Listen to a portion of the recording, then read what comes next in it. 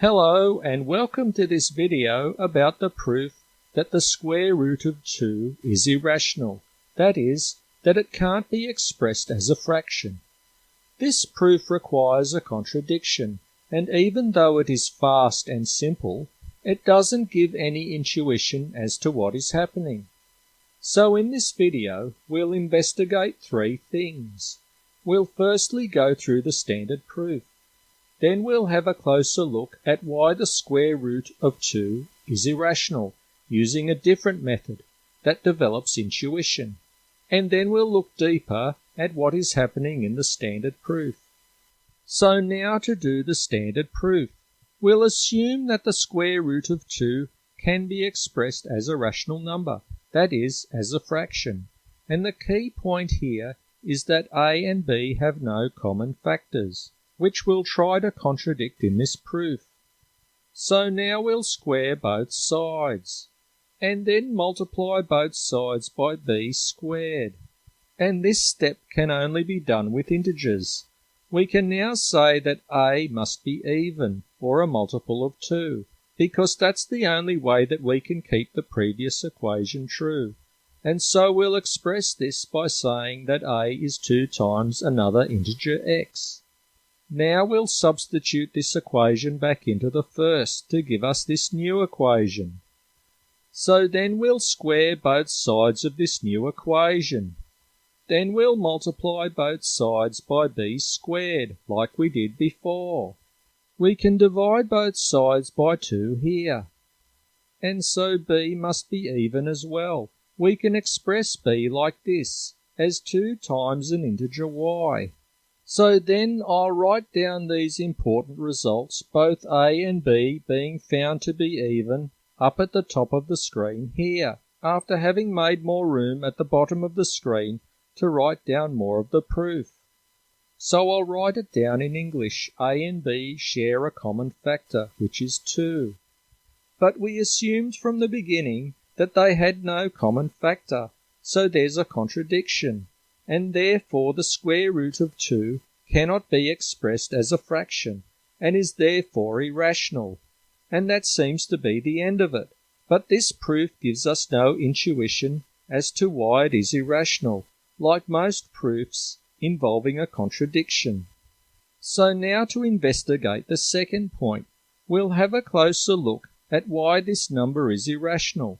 Here are some very good approximations for the square root of 2 using continued fractions, which I won't go into here. We'll look at 2 of them. Firstly, we'll look at this one. This is what it looks like on the computer's calculator, looking extremely like the square root of 2. And so when we factorize it, we get these prime numbers. They don't convey much meaning, except that they try their best to approximate the square root of 2. Now we'll get the square of this fraction to find out why it won't give us the number 2.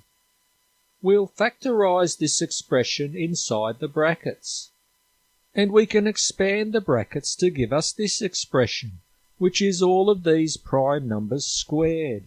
And notice something very interesting. After having squared all of these numbers, they still won't cancel. The fraction will always contain a larger numerator and denominator when it is squared, because there'll never be a new prime number in the denominator to cancel another one in the numerator. And this is why the square root of 2 is irrational.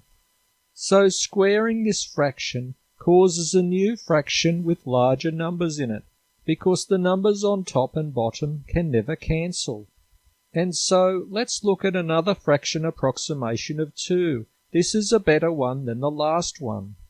This is what it is in decimal notation, looking very much like the square root of 2 that you can find on your calculator, or in the JavaScript calculator to 17 digits. And this is the same fraction that's been factorized on top and on bottom. These numbers can never cancel each other. So when we square this fraction, then we're also squaring this fraction in factorized form. So then we end up with the same numbers squared, and they still can't cancel each other, because there are still different primes on top and on bottom. And so we end up with this fraction with larger numbers in it than before. This means that we can never get the square root of 2 as a rational number. It doesn't mean that it doesn't exist, only that it can't be written as a fraction. So let's try to formulate this proof a bit more. Supposing x is an integer, like 2, 3, 5, etc., that doesn't have an integer square root. Then we can approximate this root with this fraction, with different primes on top and on bottom that don't cancel. So that when we square this fraction, we end up with the same prime numbers but squared, so that they don't cancel to make an integer. So that they can never be equal to an integer, and never be equal to x in particular. So now to have a closer look at the standard proof that the square root of 2 is irrational. We'll factorize the two numbers in the fraction. All of the primes in these two numbers are different to each other, otherwise they'd cancel. So this is the square root of 2 as a fraction like this. We'll square both sides. All of the powers of these primes are raised to twice the power that they were raised to before. After manipulating this equation, we'll see that one of the prime numbers in the list will be 2, so a will be divisible by 2, that is, even. And without loss of generality, we'll make q equal to 2, and it is squared here in this list, because a and b have been squared. And so we can divide both sides by 2. We can now say that a is even though we can tell that it was even before. We can now see that b is also even as well.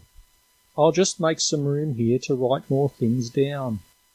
So we'll set a to be this even number, and we'll just set it equal to this multiple of primes with 2 at the front. And we'll substitute this value for a into this equation. And this is the fraction that 2 will be equal to. So then we'll square both sides. And we'll manipulate this equation to be this. Then we'll divide 2 from both sides. So then one of b's primes will be 2. We can then see that both a and b will be even. So I'll write it out more formally here. So there's a contradiction, and we can repeat this process into infinity. This process tries to find the square root of 2 as an integer. And if it can't, then it'll keep finding 2 as a factor of both a and b continually, so that this sort of junk is produced, which is a contradiction, but one that doesn't provide us with any intuition. This process looks for the integer value of the square root of 2, and will keep producing 2's as the factors of a and b until it can. But if it can't find it the first time, it'll never find it. Now to look at how this proof would work for the square root of 6, with 2 factors, 2 and 3. We'll square both sides like before. Then we'll manipulate this equation to be this. So a must be divisible by 6 is the only answer to this equation, for the other equation to be true.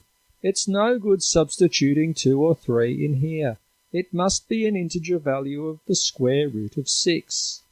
We'll substitute this into the first equation to give us this equation. Then we'll square both sides to give us this equation. Then we'll manipulate it to be this. And so b must be a multiple of 6 too. So both a and b are multiples of 6. And so they share a common factor. This contradicts them having no common factor. They both need to not have a common factor and have a common factor of 6 at the same time. We'll now try this method on the square root of 4. We'll square both sides to give us this equation. Now, because 4 has an integer square root of 2, we can write this equation. Now, instead of writing a is equal to 4x, we can write a is equal to 2x, which will break this cycle, because 2 is the integer square root of 4. We can then make this substitution. We can then square both sides to give us this equation. So then b can be any integer, and need not be even or a multiple of any number. So because b isn't necessarily divisible by any number, then there's no contradiction. And the reason that there was no contradiction was because 4 already had an integer square root, which is 2. So thanks so much for watching. I hope that you enjoyed this video and have felt that you have learned something from it. I wish you good luck in your quest to study math online. Please click like and subscribe if you like this video, and please leave some helpful thoughts in the comments. I'll see you in the next video.